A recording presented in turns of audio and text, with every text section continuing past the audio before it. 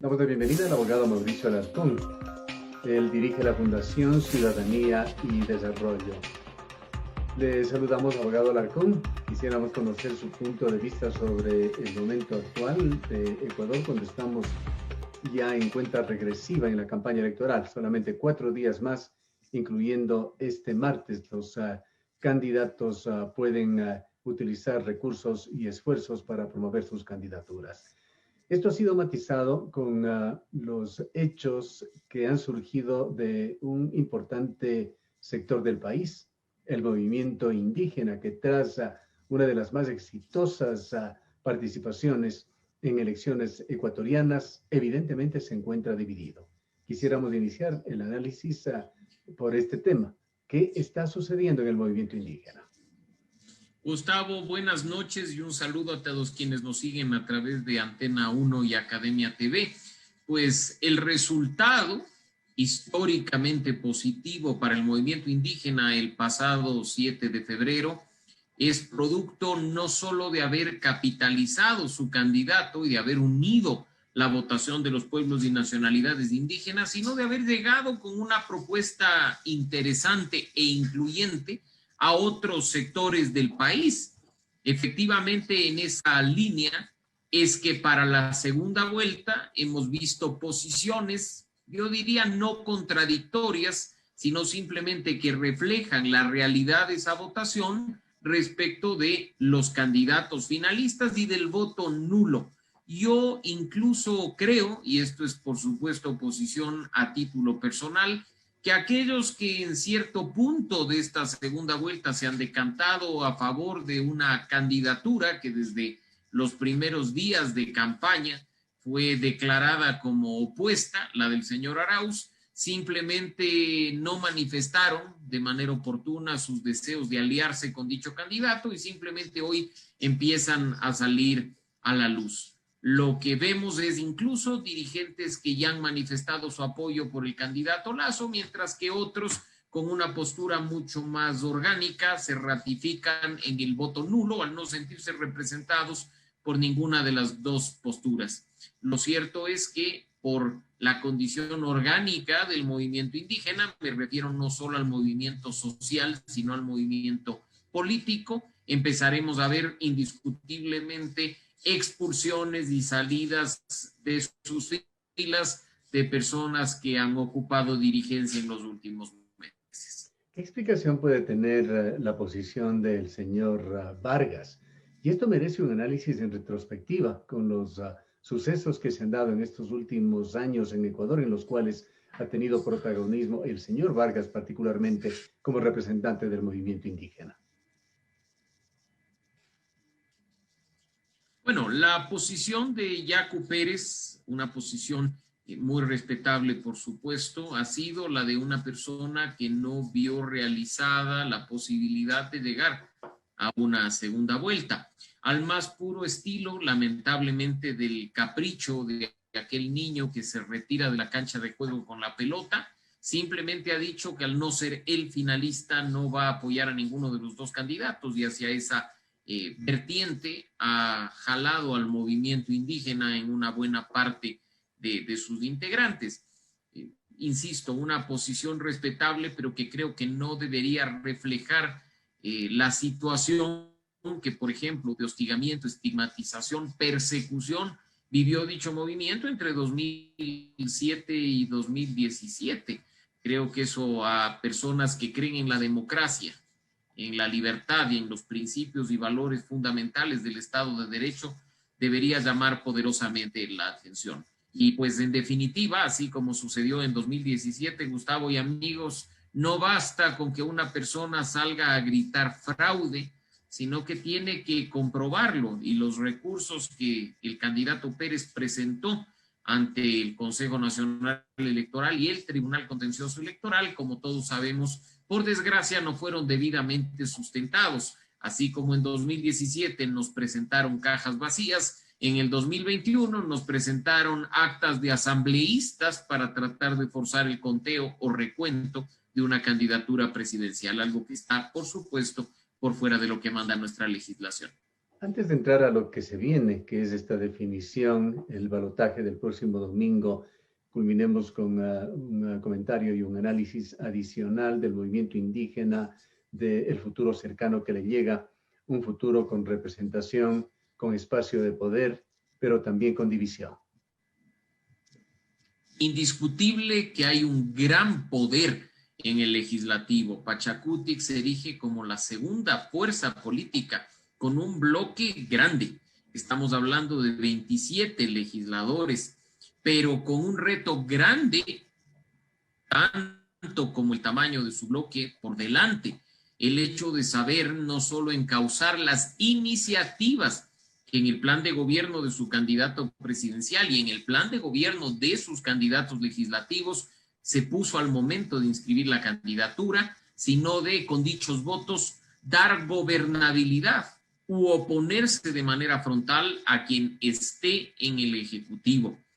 Creo que además el reto consiste en recuperar la credibilidad y la confianza de los ciudadanos en el legislativo, donde los caprichos y los personalismos ya no tienen mucha medida. Ya no hay espacio para aquellos berrinches o aquellos problemas personales cuando la ciudadanía lo que busca es que la Asamblea sea efectivamente un espacio de representación y de canalización de sus anhelos en un momento crítico para el país. Esperemos ahí que no solo los representantes del movimiento indígena,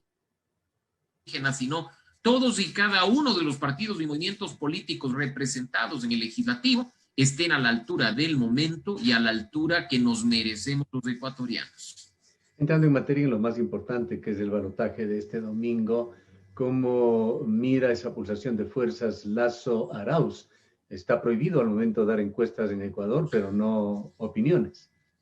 Por supuesto, y lo que hemos visto, partamos en las similitudes de las dos campañas, es un cambio total, un giro de 180 grados respecto de lo que fue para ambos finalistas la campaña de la primera vuelta.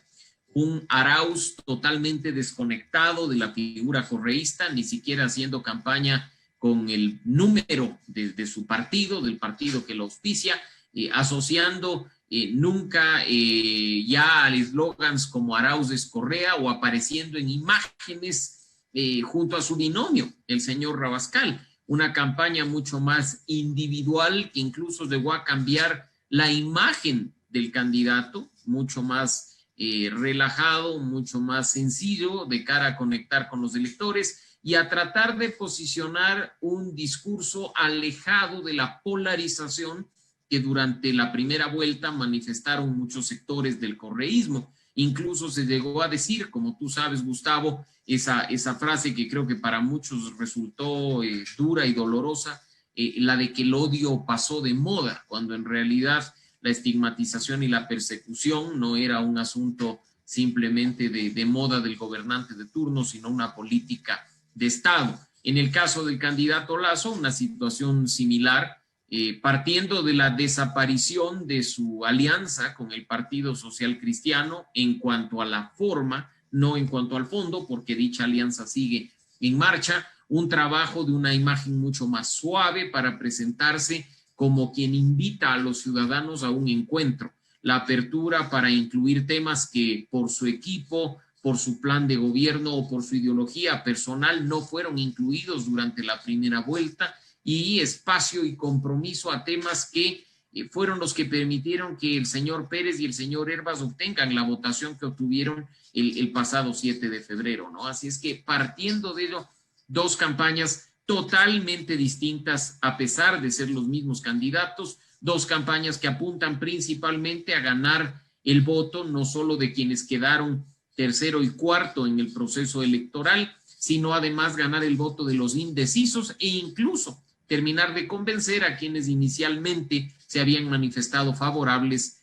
al voto nulo. No ¿Cuál es el momento, Mauricio, que vive el correísmo en el país? Correísmo entendido como aquel proyecto original que se dividió en Alianza País, en UNES y otras manifestaciones. Vimos algunos síntomas de unión, como la declaratoria de Alianza País de apoyarle a Arauz, pero hemos visto también visos de división, de que dan cuenta de que en el interior las cosas no están en paz, ya que estas divisiones llegaron incluso a trascender.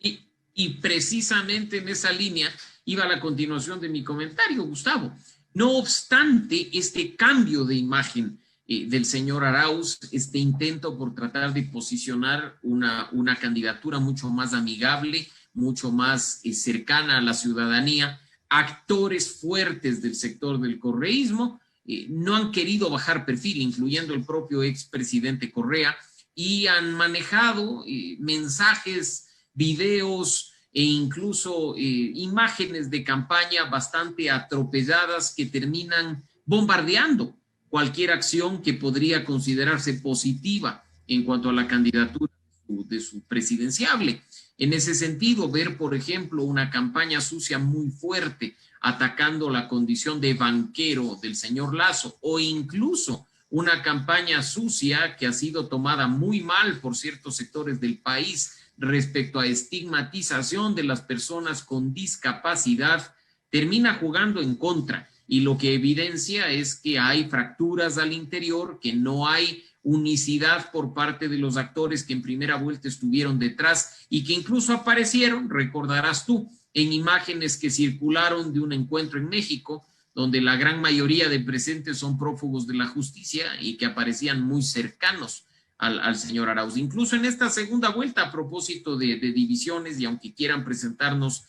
un panorama distinto, el señor Rabascal ha bajado perfil, se ha desconectado del candidato presidencial. Recordemos que él fue el ungido por Rafael Correa para reemplazarlo como binomio de Arauz, por lo tanto su cercanía con el expresidente es indiscutible, ¿no? Veamos si esas divisiones, esas rupturas y ese apego de ciertos actores del correísmo al discurso duro, estigmatizante y polarizador terminan pasando o no factura al señor Arauz este domingo 11 de abril. Más allá de personajes, diríamos que secundarios dentro del correísmo, incluyendo en esto al señor Rabascal, aunque sea candidato a la vicepresidencia de la República, es paradójico que las dos máximas figuras del correísmo en la última década y media, deberíamos hablar ya, Rafael Correa y Lenín Moreno, se hayan tornado en referentes incómodos para el propio correísmo. Y es gracioso, lo vimos en el intento de debate presidencial organizado por el CNE, que nadie quería hacerse cargo de Lenín Moreno, cuando todos sabemos que él fue, en la misma línea de lo que estamos viendo hoy, el ungido por Rafael Correa para sucederlo, quien además cuando entregó la banda presidencial en manera directa a Moreno dijo que el país quedaba en las mejores manos. Yo creo que en este Ecuador de memoria de corto plazo, en el que los partidos y movimientos políticos intentan a través de cambio de color, de número, de marca, de desligarse de sus antecedentes, es fundamental que recuperemos la memoria histórica, Gustavo, y que demos a los actores políticos el lugar que les corresponde. ¿Quiénes han sido ministros de este gobierno? ¿Quiénes son hasta el día de hoy ministros de este gobierno? ¿Qué actores tienen relación efectivamente con las fuerzas correístas y aún nos están gobernando? Creo que eso, aunque mucha gente quiera pasar por alto y obviamente actores políticos no quieran hacerse responsables, la información y los datos están ahí para que sea el elector quien saque sus propias conclusiones. En Ecuador, abogado Alarcón, la dificultad de acertar en las encuestas tiene o se debe a muchos factores. Una de ellas es la manipulación, esa idea equivocada de que a través de las encuestas se puede también convencer, manipular el pensamiento, manipular a la opinión pública. Pero hay otro factor quizá más relevante, más gravitante, que es la falta de capacidad de diagnóstico de lo que podríamos calificarlo como el Ecuador profundo. El Ecuador que va en bus, el Ecuador que vive con $1 a $3 diarios, el que está más preocupado de sobrevivir de otras cosas. Hay signos de manifestación sobre si ese Ecuador profundo se ha pronunciado ya, ha dejado de estar en lo que genéricamente llamamos los indecisos. Es indiscutible y no creo que se deba, Gustavo, a una falta de diagnóstico, sino a la falta de capacidad de escucha de los actores políticos. Cuando uno inicia una carrera presidencial o a la asamblea o incluso para gobiernos locales, lo más responsable es hacer un diagnóstico del electorado, conocer sus necesidades, conocer cuáles son sus aspiraciones, cuáles son sus esperanzas respecto de quién quiera acceder al poder, para en función de ello construir con la gente una propuesta no electorera, no una propuesta de propaganda, una propuesta de plan de gobierno. En ese sentido, si eso no está incluido o no fue incluido por los candidatos a la presidencia de la República, no se debe a la imposibilidad de acceder a información por parte de ese Ecuador profundo que tú mencionas, sino a la incapacidad de los actores políticos de querer ver más allá de sus narices, de romper su burbuja y de salir efectivamente a enlazarse con el ciudadano común. No creo en este momento, cuando los ecuatorianos ya han llegado a la etapa final de la campaña electoral, que la indecisión se deba a no encontrar un enlace directo de sus aspiraciones con lo que un candidato dice o propone, sino más bien a la indecisión respecto a que quizá ninguna de las dos opciones le satisface y que, como ya ha ocurrido en procesos electorales anteriores, terminará inclinándose por el mal menor o por quien puede asegurar condiciones mínimas para tratar de tener algo de país en el futuro. Así es que creo que hacia eso apuntan. No nos olvidemos, a propósito de las encuestas que mencionas, que muchas veces ese voto indeciso es en realidad un voto vergonzante. Aquella persona que te dice, no he decidido o no quiero contestar la encuesta que usted me está proponiendo, es gente que simplemente por su condición personal no quiere ser identificada como a favor de uno u otro candidato finalista. A la larga, no creo en este momento en que tenemos tantos canales de comunicación y de información que los indecisos terminen decidiéndose cuando están frente a la papeleta, sino que más bien, como digo, esos indecisos son la mejor forma de tapar un voto vergonzante que ya está definitivamente decantado por uno u otro de los finalistas. Un comentario final, Mauricio, sobre la tarea que le tocará hacer, los problemas que le tocarán resolver, la situación que deberá tomar el presidente que sea elegido el próximo domingo. Aunque el señor Moreno nos haya dicho que deja una casa en orden, ahora ya no se habla de mesa servida, creo que todos los ecuatorianos hemos visto la situación actual del país, que tiene problemas en lo económico, que tiene problemas en lo laboral, que vive una gran crisis de inseguridad, que además tiene asuntos y tareas pendientes en cuanto a derechos y libertades fundamentales, en cuanto a la reinstitucionalización y la recuperación plena del Estado de Derecho. El reto para quien gane la presidencia de la República este domingo es muy grande, porque no se trata de tomar medidas parche para solucionar problemas de manera temporal, sino que indudablemente deberá tomar decisiones de fondo para, como he dicho, recuperar la economía, recuperar el trabajo, recuperar las finanzas públicas, implementar un proceso de vacunación urgente que hasta el día de hoy es deficiente y, por supuesto, de ninguna manera dejar de lado aquellos temas que permitieron que el señor Pérez y el señor Hervas obtengan la votación del pasado 7 de febrero. Los temas medioambientales, los temas de género, de grupos vulnerables como los pueblos y nacionalidades indígenas o las poblaciones LGBTI. Eso también tiene que ser tratado de manera urgente, seria y frontal por quien quiera gobernarnos. Pero no perdamos de vista que hay un hueco en el cual tenemos que fijar nuestros ojos, la Asamblea Nacional. Una asamblea en la que ninguna organización política tiene mayoría y en cuyas manos estará buena parte de la gobernabilidad y de la oposición para quien ejerza la función ejecutiva entre 2021 y 2025. El reto es grande, pero nosotros tenemos la oportunidad en nuestras manos. Muchas gracias por habernos acompañado. Siempre un gusto, Gustavo, a las órdenes. Declaraciones del abogado Mauricio Alarcón, director de la Fundación Ciudadanía y Desarrollo.